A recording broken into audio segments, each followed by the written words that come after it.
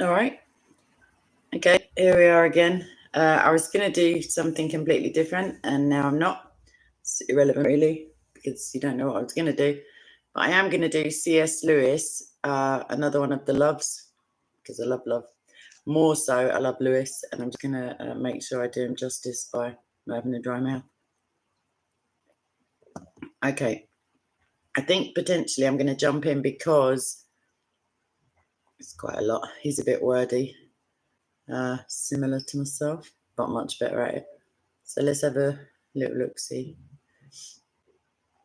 Okay, is everybody sitting comfortably? Then I shall begin. Charity. William Morris wrote a poem called Love is Enough, and someone is said to have reviewed it briefly in the words, "It isn't." Such has been the burden of this book. The natural loves are not self-sufficient. Something else, at first vaguely described as decency and common sense, but later revealed as goodness, and finally as the whole Christian life in one particular relation, must come to the help of the mere feeling, if the feeling is to be kept sweet. To say this is not to belittle the natural loves, but to indicate where their real glory lies. It is no disparagement to a garden to say that it will not fence and weed itself, nor prune its own fruit trees, nor roll and cut its own lawns. A garden is a good thing, but that is not the sort of goodness it has. It will remain a garden, as distinct from a wilderness only if someone does all the things to it. Its real glory is of quite a different kind.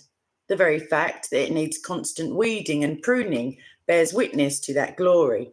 It teems with life.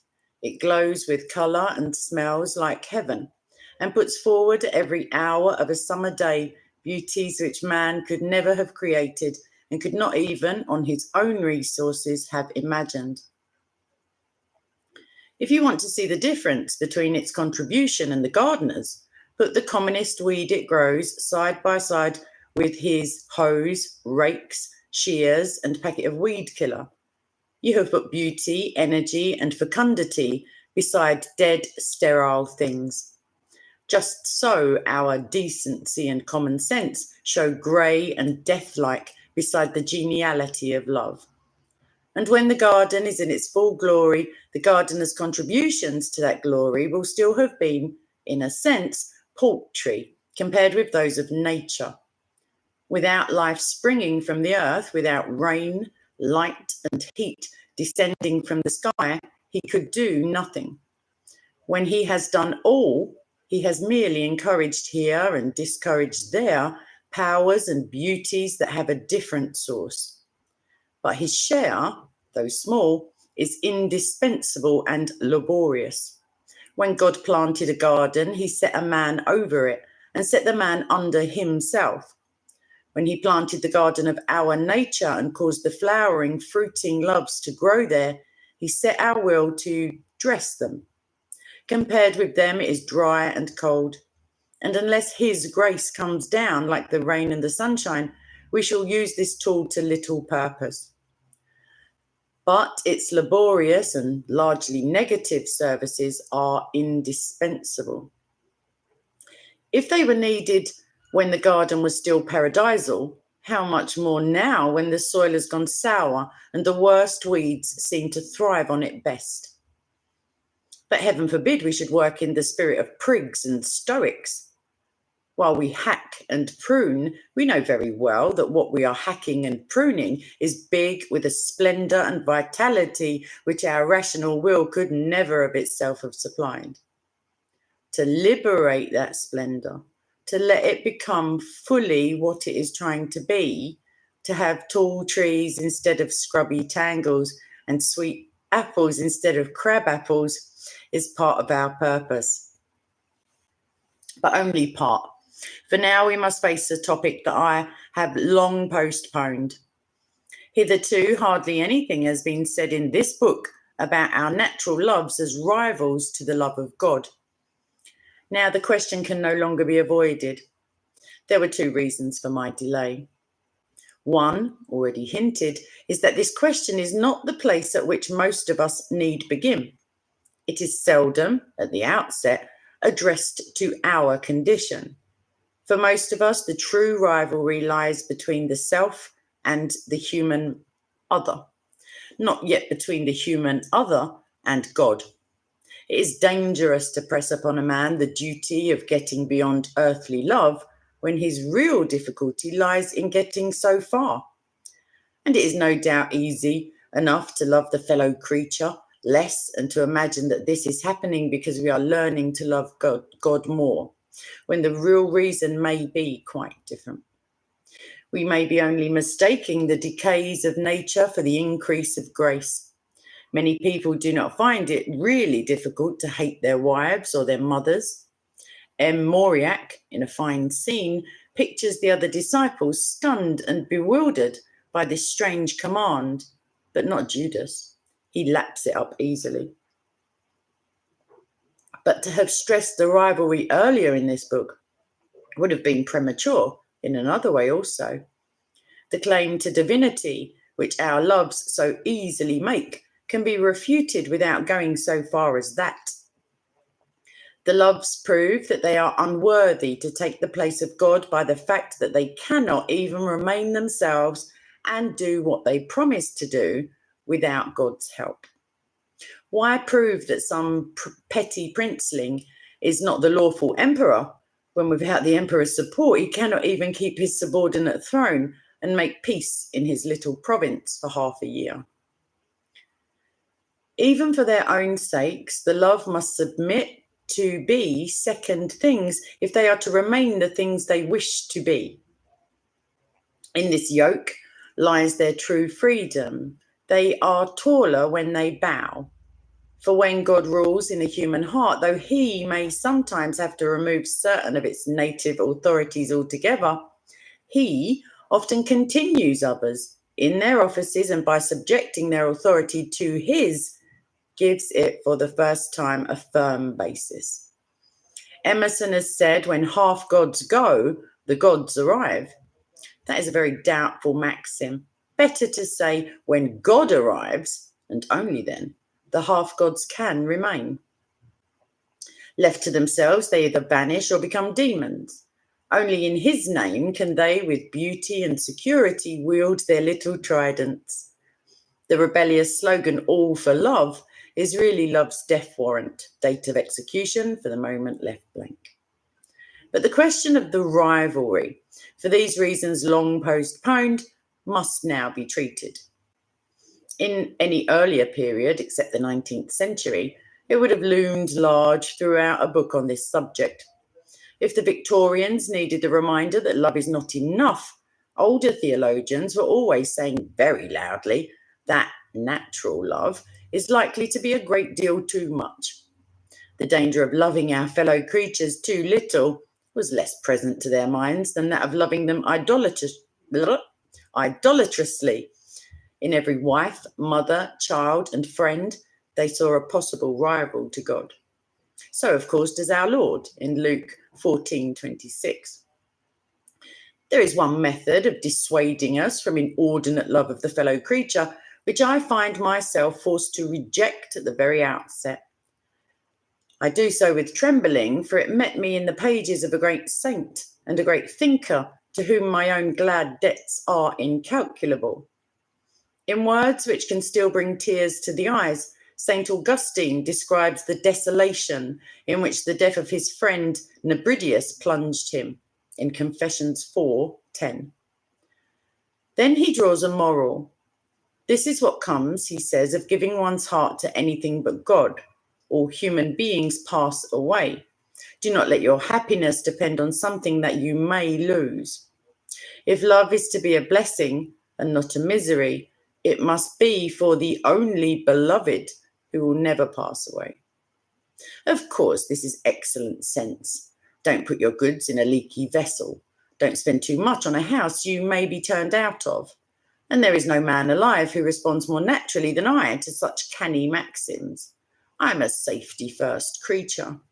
Of all arguments against love, none makes so strong an appeal to my nature as, careful, this might lead you to suffering. To my nature, my temperament, yes, not to my conscience. When I respond to that appeal, I seem to myself to be 1,000 miles away from Christ. If I am sure of anything, I am sure that his teaching was never meant to confirm my congenital preference for safe investments and limited liabilities. I doubt whether there is anything in me that pleases him less, and who could conceivably begin to love God on such a prudential ground, because the security, so to speak, is better. Who could even include it among the grounds for loving?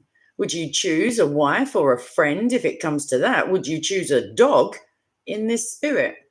One must be outside the world of love, of all loves, before one thus calculates.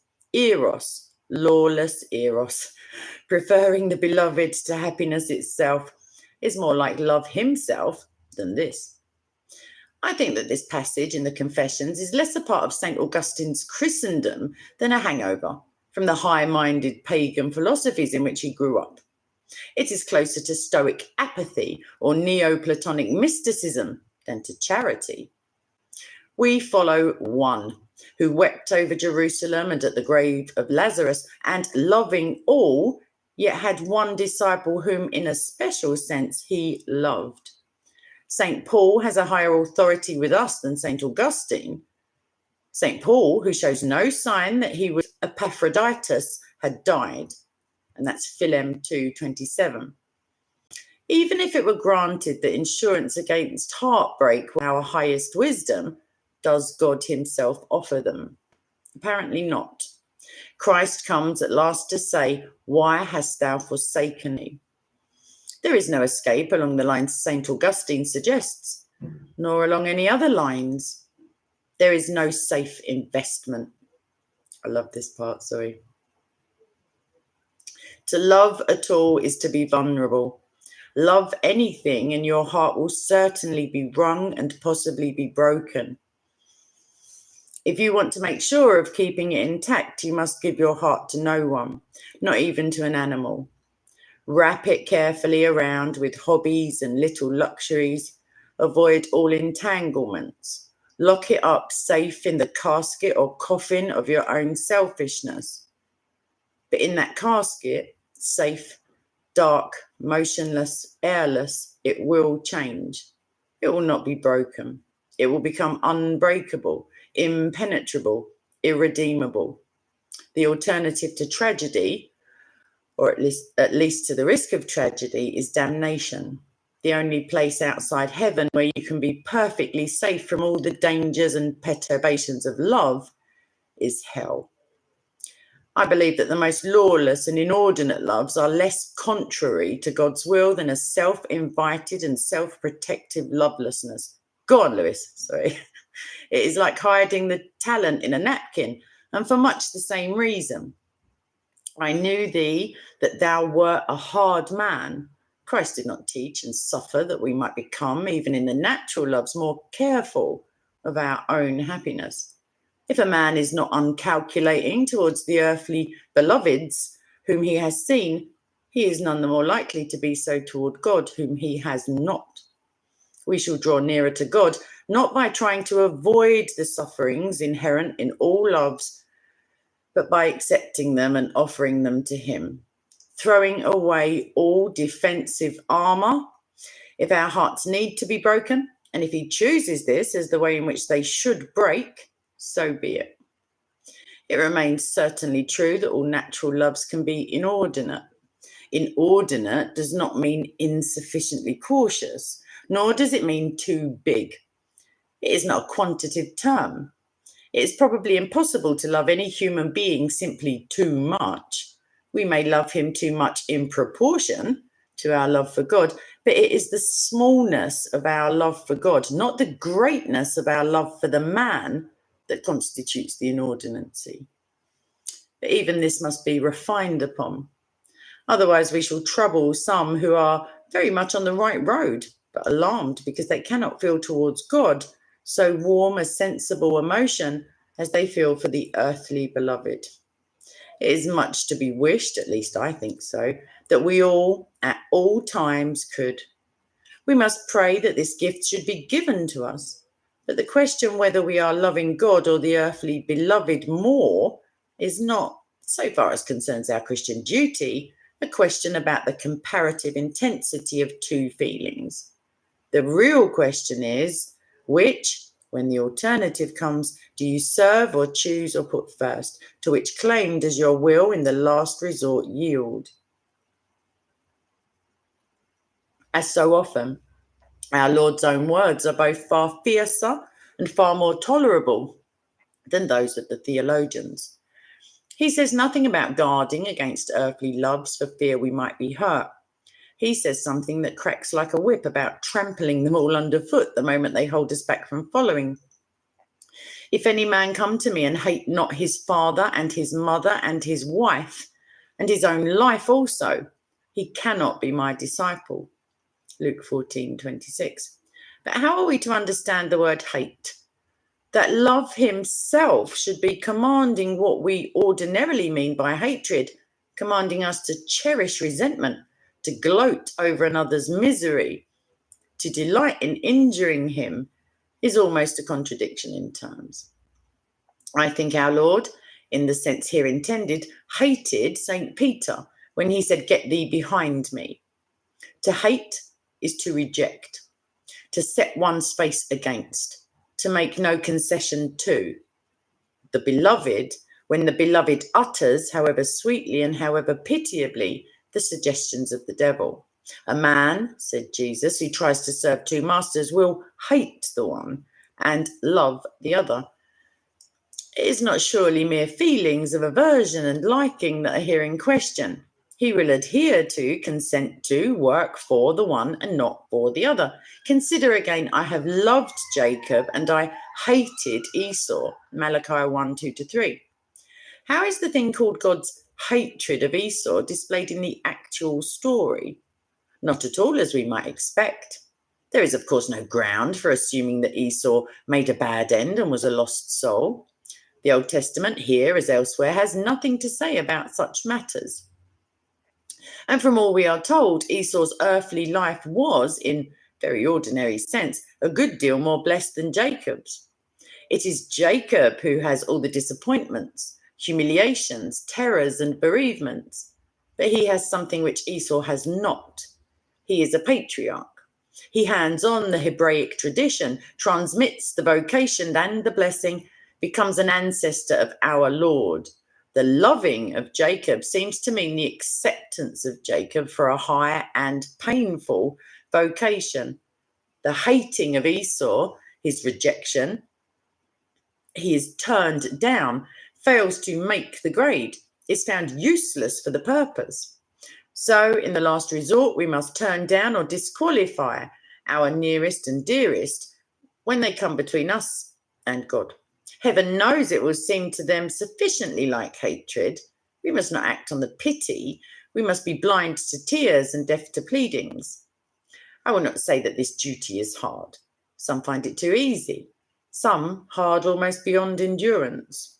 What is hard for all is to know when the occasion for such hating has arisen. Our temperaments deceive us.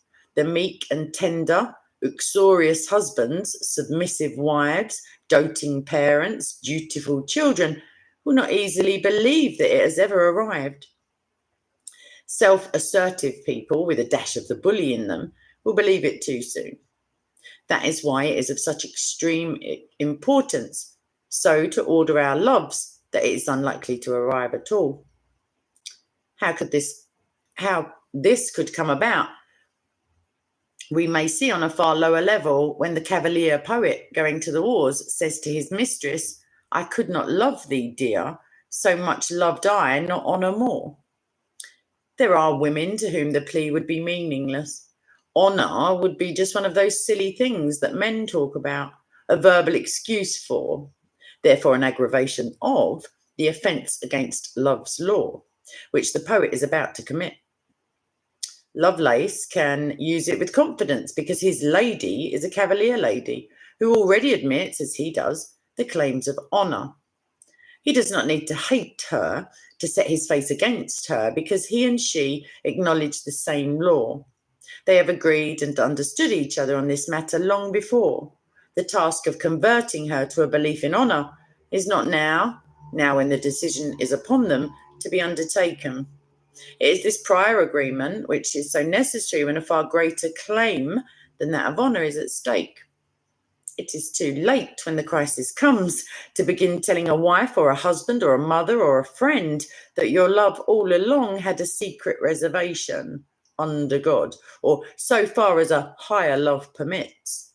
They ought to have been warned, not to be sure explicitly, but by the implication of 1,000 talks, by the principle revealed in 100 decisions upon smaller matters. Indeed, a real disagreement on this issue should make itself felt early enough to prevent a marriage or a friendship. The best love of either sort is not blind. Oliver Elton, speaking of Carlyle and Mill, said that they differed about justice and that such a difference was naturally fatal to any friendship worthy of the name. If all, quite seriously all, for love is implicit in the beloved's attitude, his or her love is not worth having. It is not related in the right way to love himself.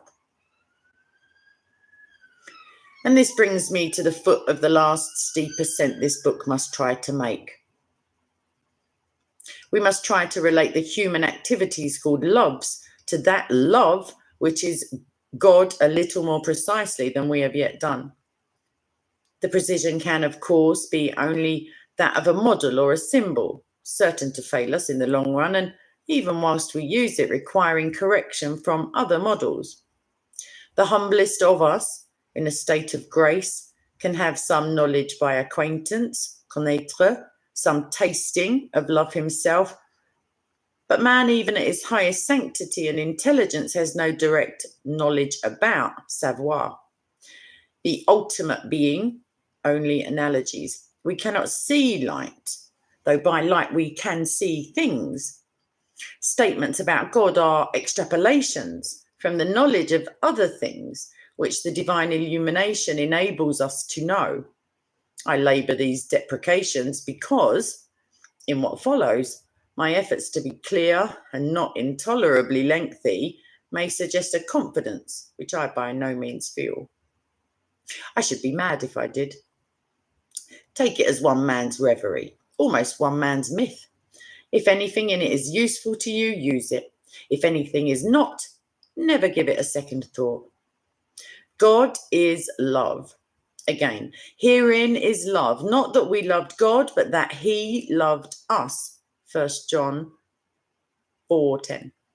We must not begin with mysticism, with the creature's love for God, or with the wonderful foretastes of the fruition of God's vouchsafed to some in their earthly life. We begin at the real beginning, with love as the divine energy. This primal love is gift love. In God, there is no hunger that needs to be filled, only plenteousness that desires to give. The doctrine that God was under no necessity to create is not a piece of dry scholastic speculation. It is essential. Without it, we can hardly avoid the conception of what I can only call a managerial God, a being whose function or nature is to run the universe, who stands to it as a headmaster to a school or a hotelier to a hotel. But to be sovereign of the universe is no great matter to God. In himself, at home in the land of the Trinity, he is sovereign of a far greater realm. We must keep always before our eyes that vision of Lady Julian's, in which God carried in his hand a little object like a nut, and the nut was all that is made. God, who needs nothing, loves into existence wholly superfluous creatures in order that he may love and perfect them. He creates the universe, already foreseeing, or should we say seeing? There are no tenses within God. The buzzing cloud of flies about the cross, the flayed back pressed against the uneven stake, the nails driven through the mesial nerves, the repeated incipient suffocation as the body droops, the repeated torture of back and arms as it is time after time for breath's sake hitched up. If I may dare the biological image, God is a host who deliberately creates his own parasites, causes us to be that we may exploit and take advantage of him. Herein is love. This is the diagram of love himself, the inventor of all loves. God, as creator of nature, implants in us both gift loves and need loves. The gift loves are natural images of himself, proximities to him by resemblance, which are not necessarily, and in all men, proximities of approach. A devoted mother, a beneficent ruler or teacher may give and may guide, continually exhibiting the likeness without making the approach.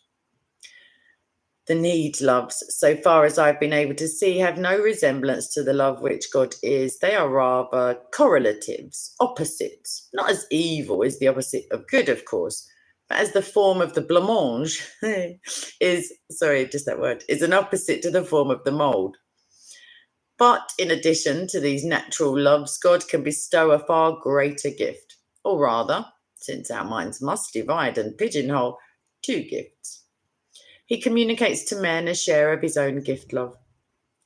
This is different from the gift loves he has built into their nature. These never quite seek simply the good of the loved object for the object's own sake. They are biased in favour of those goods they can themselves bestow, or those which they would like best themselves, or those which fit in with a preconceived picture of the life they want the object to lead. But divine gift love, love himself working in a man, is wholly disinterested and desires what is simply best for the beloved. Again, natural gift love is always directed to objects which the lover finds in some way intrinsically lovable, objects to which affection or eros or a shared point of view attracts him, or failing that, to the grateful and the deserving, or perhaps to those whose helplessness is of a winning and appealing kind. But divine gift love in the man enables him to love what is not naturally lovable. Lepers, criminals, enemies, morons, the sulky, the superior, and the sneering. Finally, by a higher paradox, God enables men to have a gift love toward himself. There is, of course, a sense in which no one can give to God anything which is not already his. And if it is already his, what have you given? But since it is only too obvious that we can withhold ourselves, our wills and hearts from God, we can in that sense also give them. What is his by right and would not exist for a moment if it ceased to be his, as the song is the singer's, he has nevertheless made ours in such a way that we can freely offer it back to him. Our wills are ours to make them thine. And as all Christians know, there is another way of giving to God. Every stranger whom we feed or clothe is Christ. And this apparently is gift love to God, whether we know it or not. Love himself can work in those who know nothing of him. The sheep in the parable had no idea either of the God hidden in the prisoner whom they visited, or of the God hidden in themselves when they made the visit. I take the whole parable to be about the judgment of the heathen, for it begins by saying in the Greek that the Lord will summon all the nations before him, presumably the Gentiles, the Goyim. That such a gift love comes by grace and should be called charity, everyone will agree. But I have to add something which will not perhaps be so easily admitted. God, as it seems to me, bestows two other gifts, a supernatural need love of himself and a supernatural need love of one another. By the first, I do not mean the appreciative love of himself, the gift of adoration. What little I have to say on that highest subject will come later. I mean a love which does not dream of disinterestedness, of bottomless indulgence, like a river making its own channel, like a magic wine which in being poured out should simultaneously create the glass that was to hold it. God turns our need of him into need love of him. What is stranger still is that he creates in us a more than natural receptivity of charity from our fellow men. Need is so near greed, and we are so greedy already that it seems a strange grace. but I cannot get it out of my head that this is what happens.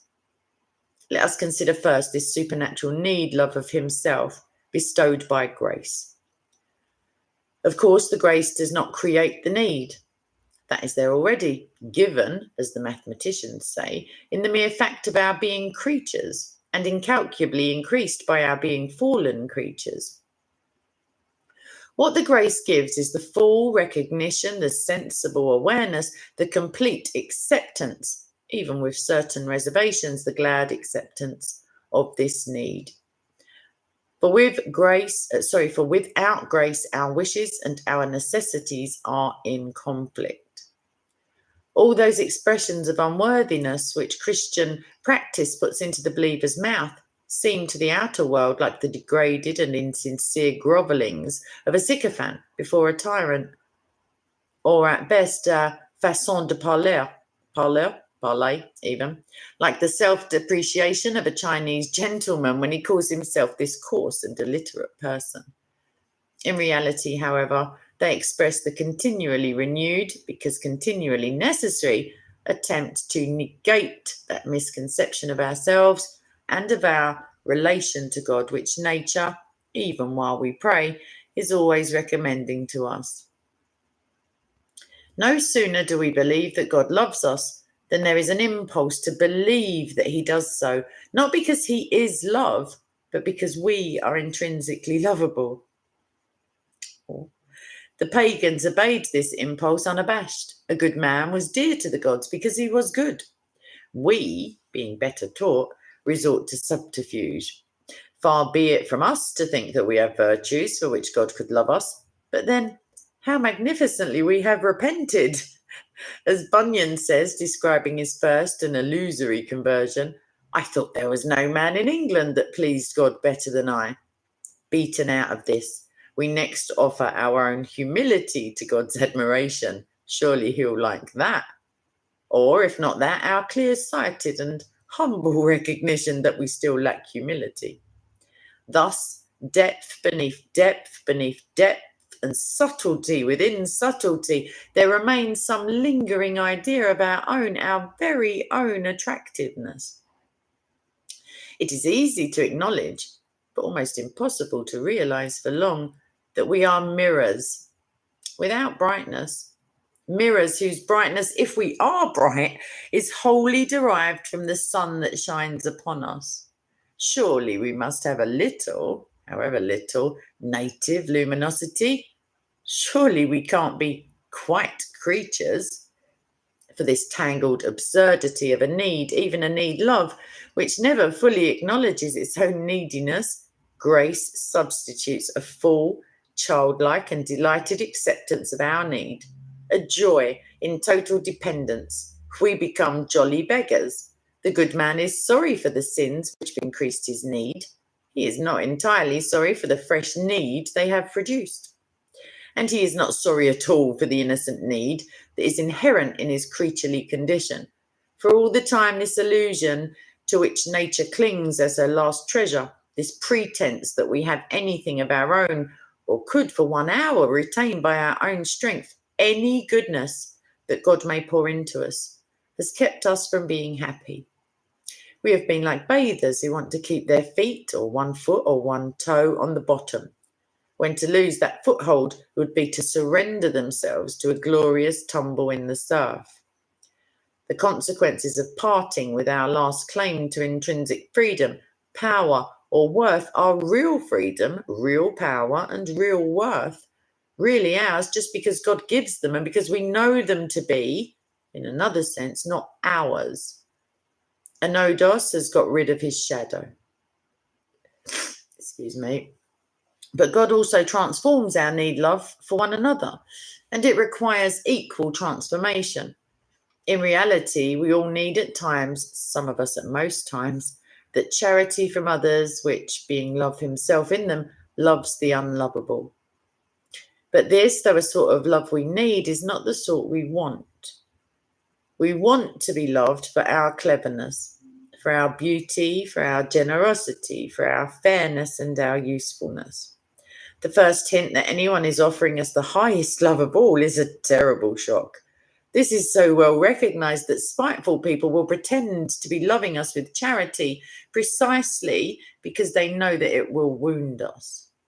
To say to one who expects a renewal of affection or of friendship or of eros, I forgive you as a Christian, is merely a way of continuing the quarrel.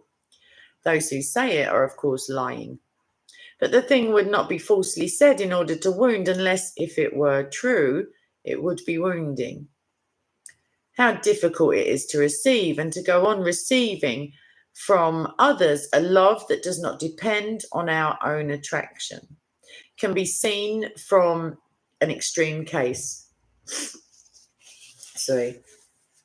Suppose yourself a man struck down shortly after marriage by an incurable disease which may not kill you for many years, useless, impotent, hideous, disgusting, dependent on your wife's earnings, impoverishing you, where you hoped to enrich, impaired, even in intellect, and shaken by gusts of uncontrollable temper, full of unavoidable demands. And suppose your wife's care and pity to be inexhaustible. The man who can take this sweetly, who can receive all and give nothing without resentment, who can abstain even from those tiresome self-depreciations, which are really only a demand for petting and reassurance, is doing something which need love in its merely natural condition could not attain. No doubt such a wife will also be doing something beyond the reach of a natural gift love, but that is not the point at present. In such a case, to receive is harder and perhaps more blessed than to give. But what the extreme example illustrates is universal. We are all receiving charity. There is something in each of us that cannot be naturally loved. It is nobody's fault if they do not so love it. Only the lovable can be naturally loved. You might as well ask people to like the taste of rotten bread or the sound of a mechanical drill. We can be forgiven. We can be pitied and loved in spite of it with charity. No other way. All who have good parents or children may be sure that at some times, and perhaps at all times in respect of some one particular trait or habit, that they are receiving charity, are loved not because they are lovable, but because love himself is in those who love them. Thus, God, admitted to the human heart, transforms not only gift love, but need love. Not only our need love of him, but our need love of one another. This is, of course, not the only thing that can happen. He may come on what seems to us a more dreadful mission and demand that a natural love be totally renounced. A high and terrible vocation like Abraham's may constrain a man to turn his back on his own people and his father's house. Eros, directed to a forbidden object, may be sacrificed. In such instances, the process is easy to understand, though hard to endure. What we are more likely to overlook is the necessity for transformation, even when the natural love is allowed to continue. In such a case, the divine love does not substitute itself for the natural, as if we had to throw away our silver to make room for the gold. The natural loves are summoned to become modes of charity whilst also remaining the natural loves that they were. One sees here at once a sort of echo or rhyme or corollary to the incarnation itself. And this need not surprise us, for the author of both is the same. As Christ is perfect God and perfect man, the natural loves are called to become perfect charity and also perfect natural loves. As God becomes man, not by conversion of the Godhead into flesh, but by taking of the manhood into God. So here charity does not dwindle into merely natural love, but natural love is taken up into, made the tuned and obedient instrument of love himself. How can this happen? How this can happen, most Christians know. All the activities of the natural loves can in a favoured hour become works of the glad and shameless and grateful need love, or of the selfless, unofficious gift love. which are both charity. Nothing is either too trivial or too animal to be thus transformed. A game, a joke, a drink together, idle chat, a walk, the act of Venus, all these can be modes in which we forgive or accept forgiveness, in which we console or are reconciled, in which we seek not our own. Thus, in our very instincts, appetites, and recreations, love has prepared for himself body. But I said, in a favoured hour, hours soon pass. The total and secure transformation of a natural love into a mode of charity is a work so difficult that perhaps no fallen man has ever come within sight of doing it perfectly. Yet the law that loves must be so transformed is, I suppose, inexorable. One difficulty is that here, as usual, we can take a wrong turn.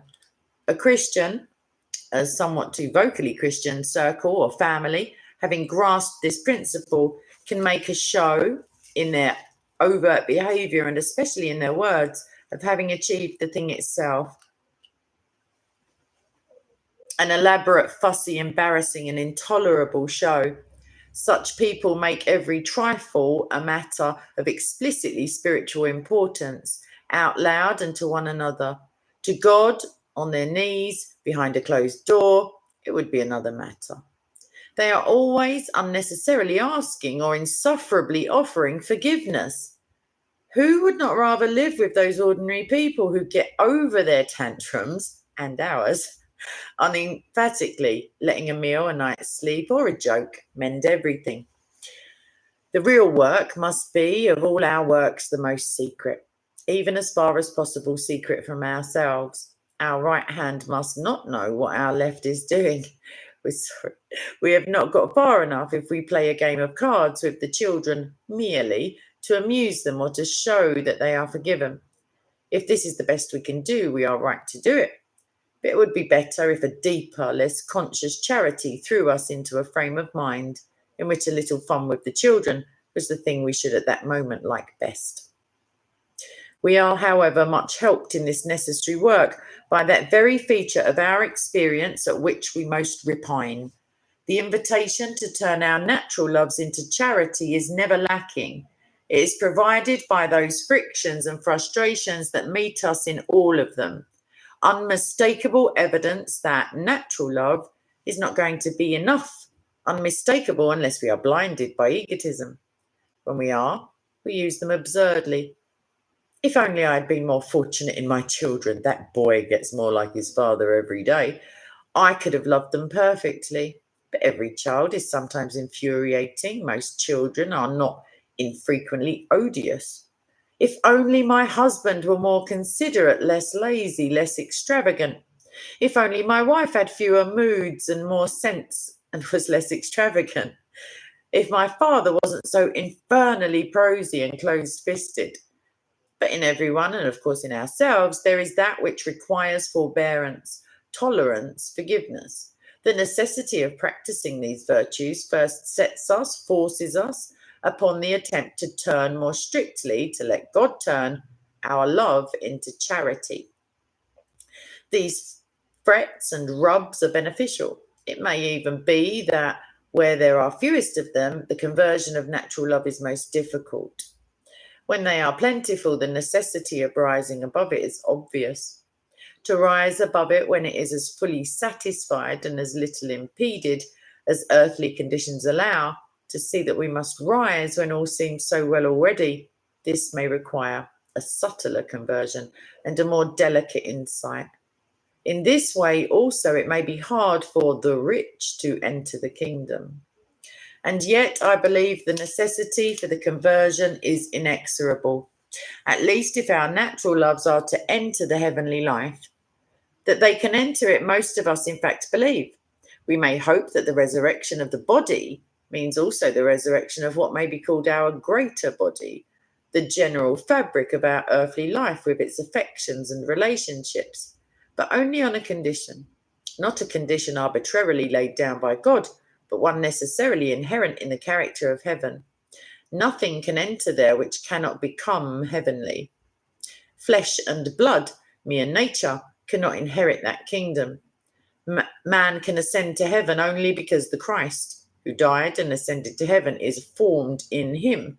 Must we not suppose that the same is true of a man's loves? Only those into which love himself has entered will ascend to love himself, and these can be raised with him only if they have, in some degree and fashion, shared his death. If the natural element in them is substituted year after year, or in some sudden agony to transmutation, the fashion of this world passes away. The very same of nature implies the transitory. Natural loves can hope for eternity only insofar as they have allowed themselves to be taken into the eternity of charity, have at least allowed the process to begin here on earth before the night comes when no man can work, and the process will always involve a kind of death. There is no escape. In my love for a friend or a wife, the only eternal element is the transforming presence of love himself. By that presence, if at all, the other elements may hope, as our physical bodies hope, to be raised from the dead. For this only is holy in them, this only is the Lord. Theologians have sometimes asked whether we shall know one another in heaven, and whether the particular love relations worked out on earth would then continue to have any significance. It seems reasonable to reply, it may depend what kind of love it had become or was becoming on earth. For surely to meet in the eternal world someone for whom your love in this, however strong, had been merely natural, would not be on that ground even interesting.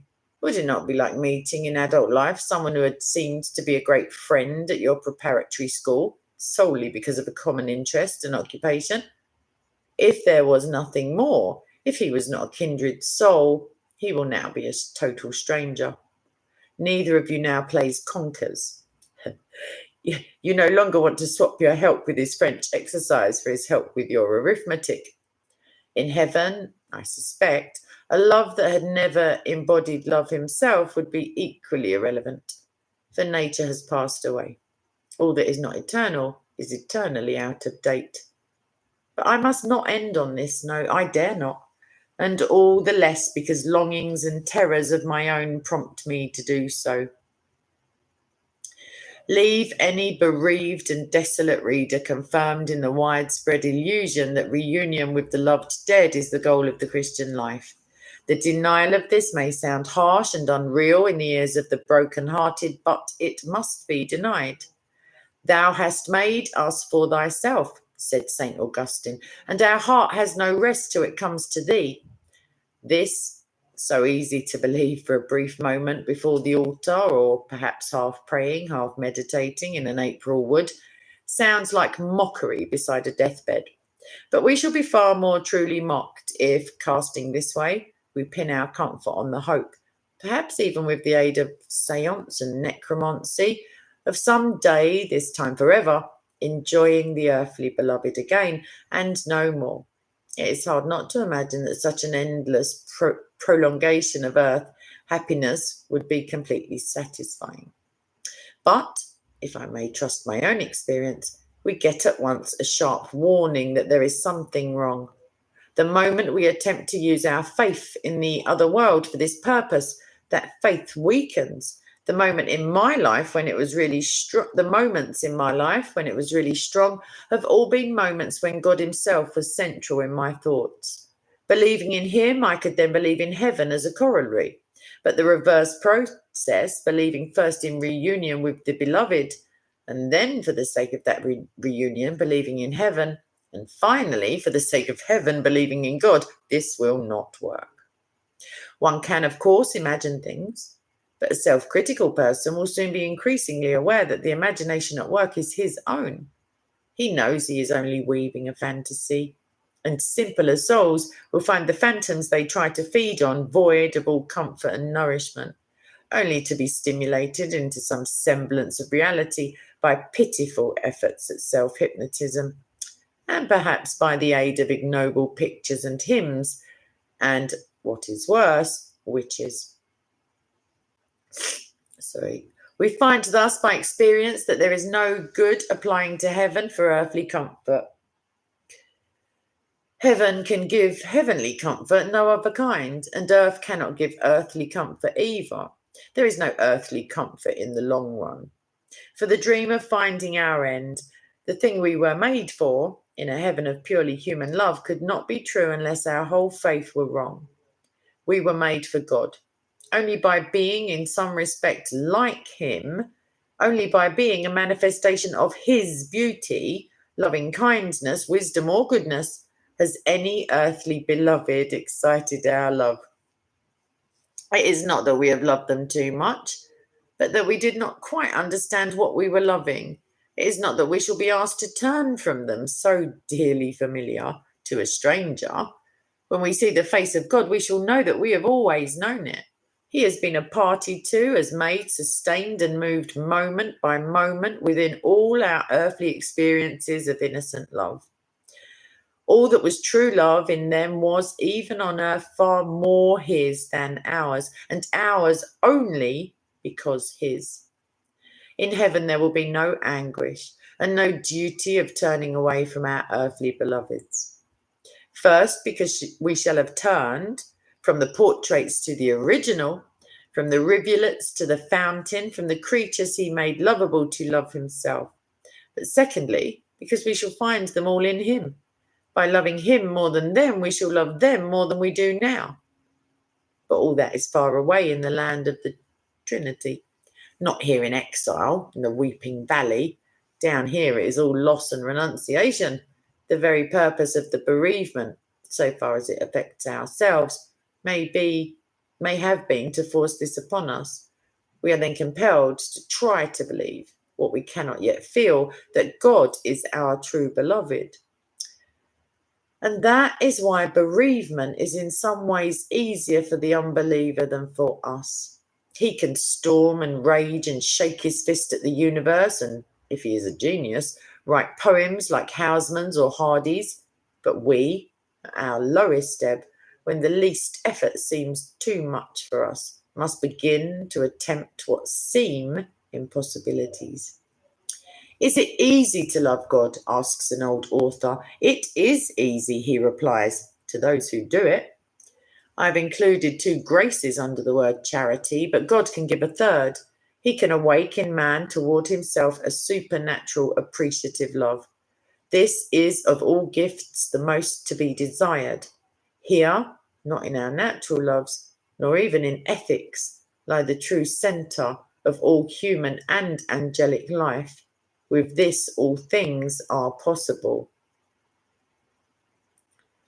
And with this, where a better book would begin, mine must end. I dare not proceed. God knows, not I, whether I have ever tasted this love.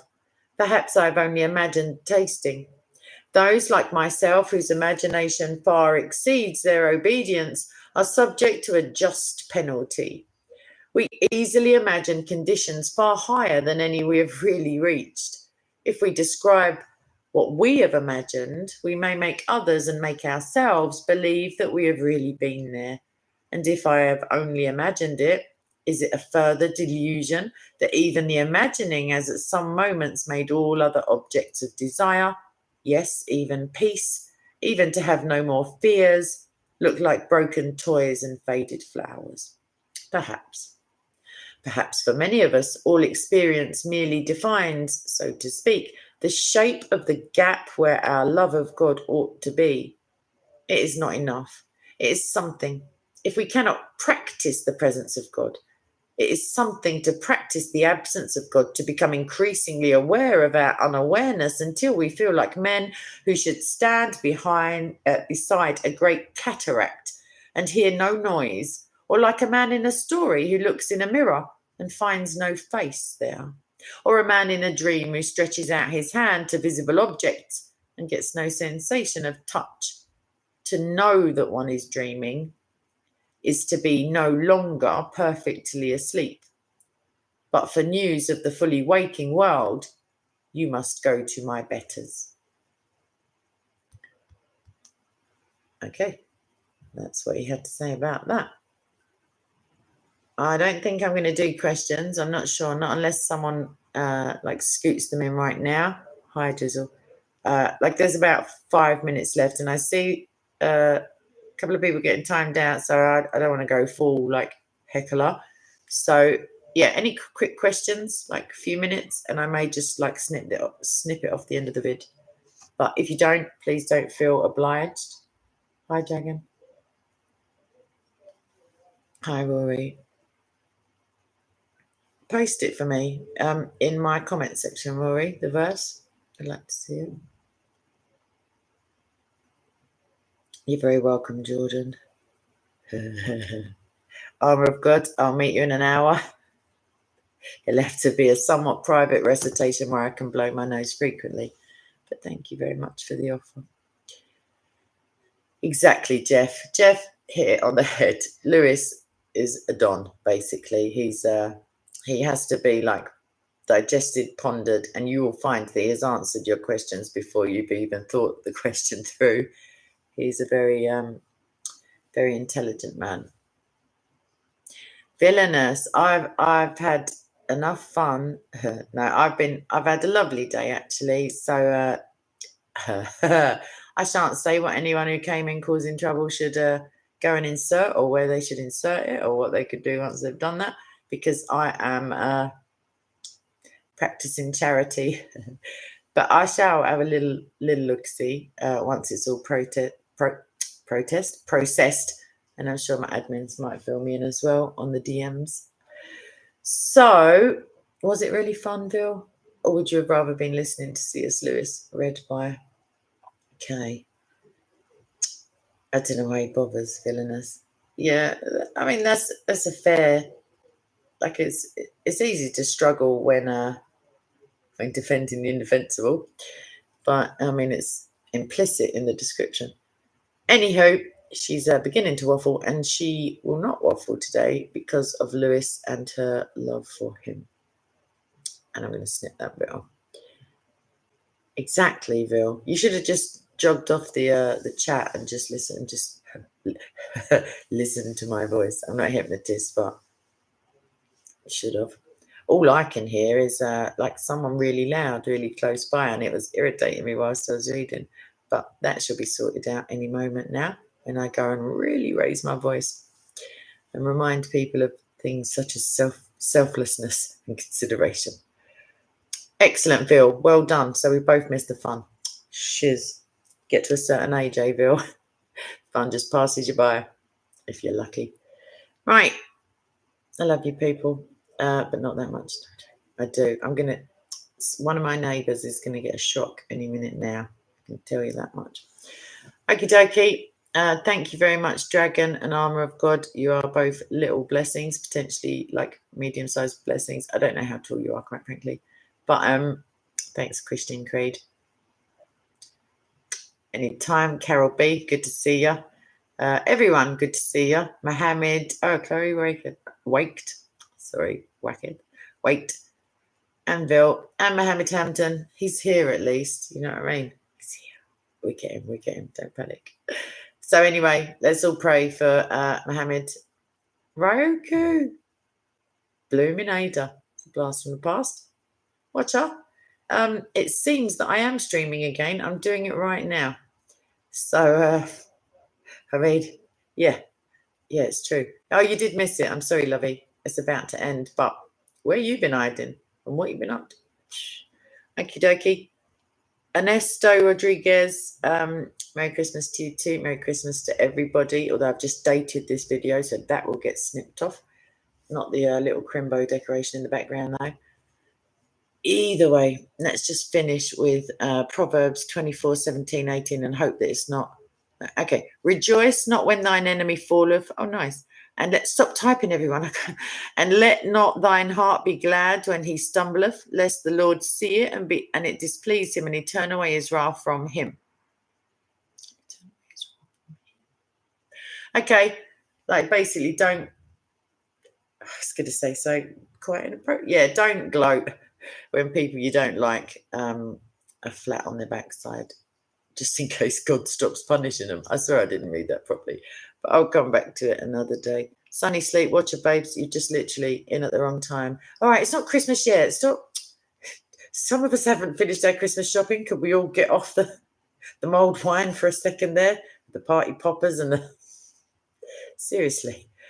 Most of you, I'm going to get there first anyway because you're all time travelers. So what can I do? One of my admins is spamming the chat with... I don't know what's going on, but someone's had a sherry and it's not me. So I'm going to rectify that situation and say, God bless you. Happy birthday, Jeff, also. Well done, sir. Like today is your record of not dying in that many days consecutively. Me too, actually. I broke yesterday's record today. Not my birthday, by the way. Anyway, she's waffling. It's over an hour. I love you, people. Ciao. See you later. Bye.